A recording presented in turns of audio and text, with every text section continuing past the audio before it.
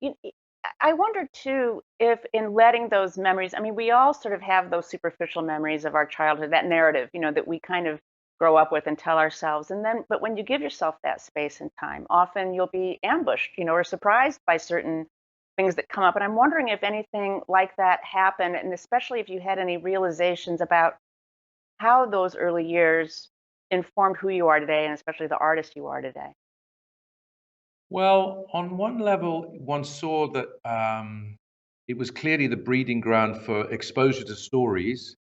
Television then, although three channels and black and white, was still the sort of child-minding service for part of the time. And so black and white movies, westerns particularly, really formed a way of understanding simplistic but very sort of powerful narratives for me about a sort of moral universe, good guys and bad guys, and people sort of bravely out in dangerous places in new lands trying to defend a sort of new way of living, and all the struggles that came with that. And for trips to the cinema with our family, there was this explosion of color into my life that was big picture 60s movie going, like Chitty Chitty Bang Bang or The Great Escape or A Million Years BC or The Sound of Music, all these things that completely immersed and enveloped me in these big ritual trips that the family would make, these dark, massive palaces where it was such a contrast to the sort of the grey and the monotone of often a rainy Belfast. It's a beautiful place in my view, but it doesn't half rain a lot, and a sort of monochrome was how I remember the streets of my childhood. But to sort of answer your question on a more personal level, I think what surprised me was to try and consider and understand the sacrifice that my parents made in making the choice that they made to deal with their relationship to the troubles. And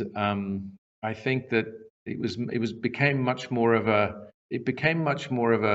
an exercise in a kind of compassion for what they were doing and how we all reacted. And I was reminded of that phrase, which I think is useful when you're in a difficult situation and frustrated by others. You've got to remember that you are doing the best you can, and so is everyone else. May not seem that way sometimes. In going back to write this film and then to make it, it was to try and see what at the time seemed such a terrifying and terrible rupture. It seemed that before the troubles visited us, we were in, if not an idyll, we were certainly in this home that was functioning. And I think that in our neighborhood, the neighborhood of this simple block,